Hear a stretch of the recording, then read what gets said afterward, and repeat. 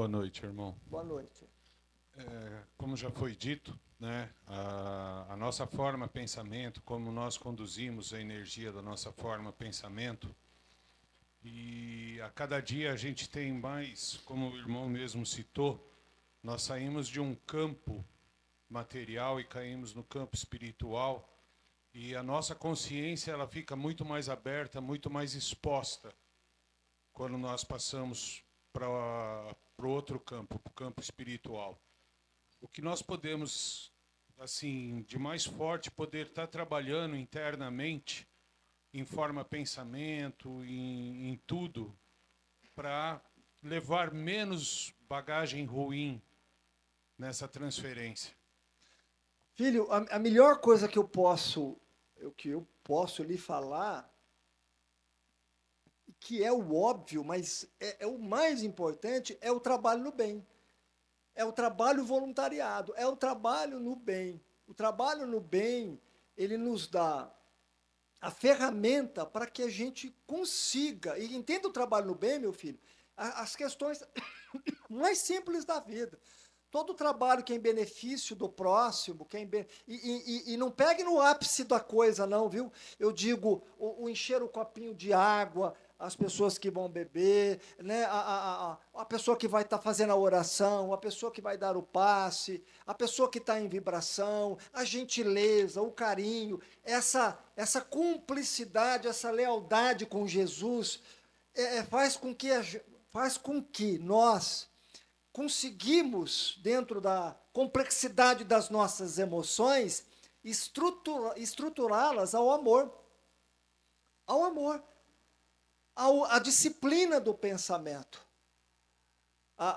O foco do pensamento. Então, a caridade no sentido como disciplina de se conhecer, de foco, né, de você aprender a aprimorar, ter a oportunidade de aprimorar os seus sentimentos, essa é a melhor ferramenta para que a gente consiga, filho, ressignificar e reestruturar memórias e emoções e vibrações que estão contidas na nossa mente, na nossa casa mental. Então, a intenção, quando se diz que Deus não vê o ato, sim, e Ele vê a intenção, e Ele vê realmente a intenção, porque nem sempre nós conseguimos colocar em prática aquilo que nós gostaríamos. É o que diz Paulo, o bem que faço, esse eu não consigo. Mas o mal que eu não quero fazer, esse eu acabo fazendo. Então, o que ele quer dizer? Né? Que nós carregamos um velho homem, uma velha mulher de memórias, essa bagagem espiritual, e que Deus vê essa luta interna dentro de nós, a intenção. Deus vê a intenção, a luta, a vontade de fazer diferente. Mas eu não estou conseguindo ainda fazer diferente, mas Deus está vendo a tua intenção. Deus está vendo o foco em você. A espiritualidade está vendo o foco em você. Você ainda não consegue ser o homem que você gostaria de ser, mas você já está imaginando esse homem em você. Você já está trabalhando para ser esse homem. E isso que é importante. Não quer dizer que você ainda é esse homem, mas você está no caminho. E a gente não pode desistir do caminho. Então Deus está vendo as suas boas intenções. Deus está vendo o seu coração.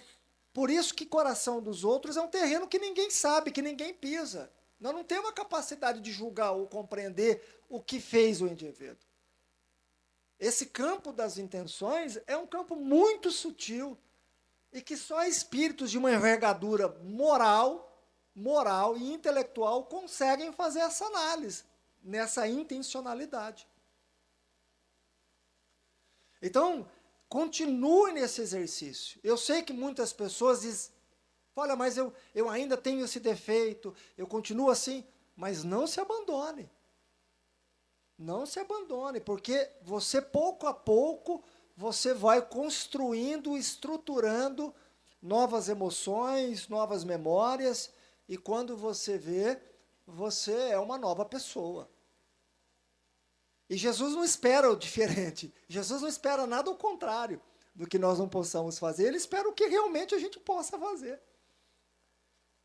E isso é o que mais importante, porque se você pegar todos os apóstolos, todos, se você pegar principalmente Pedro, que trazia na personalidade dele uma grande liderança, uma enorme, era um líder nato. Mas o Pedro era um indivíduo encrenqueiro, não é? Tinha muita dificuldade, ainda com traços de violência. Então, se você vê a história do Pedro, quando ele conhece Jesus, e naquele trabalho íntimo dele, no momento da cruz, ele dá o grande testemunho da vida dele, que ele não conseguiria dar aquele testemunho lá atrás. Tanto que Jesus chama a atenção dele: Pedro, você está dizendo que não vai acontecer isso comigo porque você vai tomar a frente, você está enganado, porque você não se conhece. Você não pode, você não tem condição de oferecer uma coisa que você não semeou dentro de você. Por isso que Jesus fala que antes que o galo é trombeta, cante por 3 vezes, a trombeta cante por 3 vezes, ele iria trair Jesus. Ele estava dizendo isso para o Pedro. O Pedro não estava sendo fiel ao que ele estava falando. Por que ele não estava sendo fiel? Porque ele não tinha construído aquilo dentro dele. Então, isso é uma hipocrisia. Por isso que a gente tem que se conhecer quem somos, o que podemos oferecer.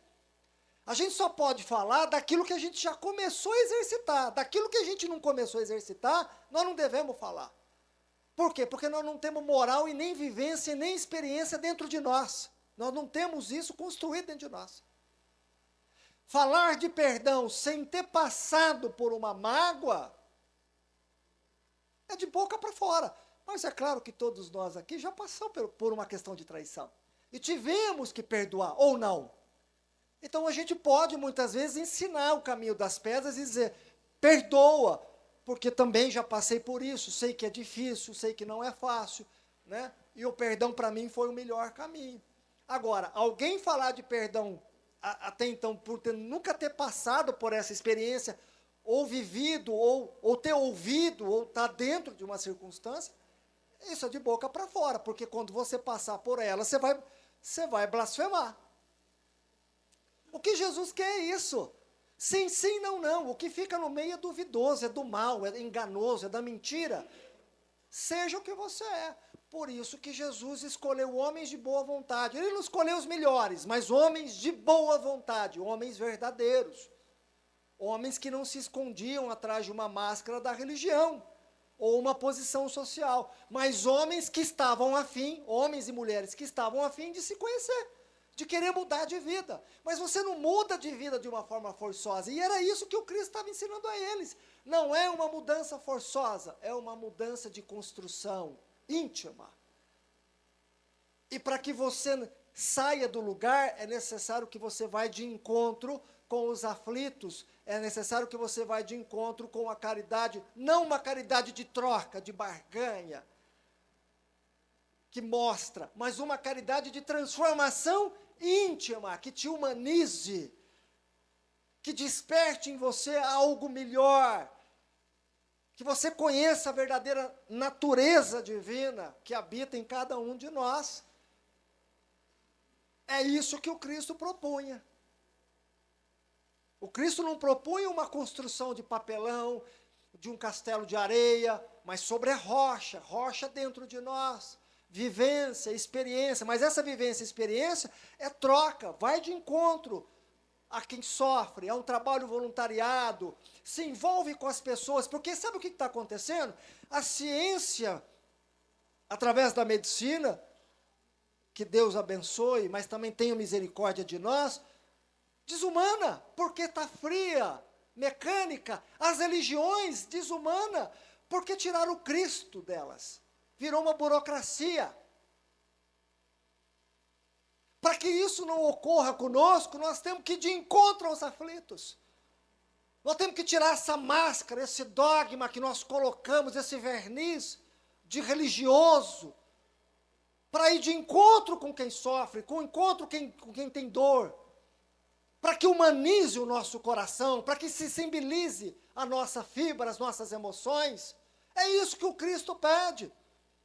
Saia do seu pedestal, saia do seu núcleo e vá de encontro ao sofrimento. Claro que você não precisa ir muito longe, você tem o sofrimento dentro da sua casa, você tem fora, você tem nos lugares. É que é para a gente se humanizar e não se adequar à dor, e de repente, se adequando à dor, começa a tratar as pessoas de uma maneira fria e mecânica, criando burocracia dentro da casa espírita. Porque nós não devemos ter burocracia. Nós temos que ir de encontro com a dor, porque esse Cristo tem que estar em chama viva dentro de nós, porque senão ele morre dentro de nós. Ele morre, ele apaga, e aí volta o velho homem rançoso, volta o velho fariseu rançoso, soberbo, egoísta, achando que está fazendo alguma coisa. Infeliz de nós, homens que usamos da religião de uma forma mecânica, como uma forma política, de politicagem mais suja e sorrateira. E queremos enfiar o Cristo no meio disso. E queremos falar em que Cristo estaria em tal banda ou tal banda. Cristo estaria com os sofridos.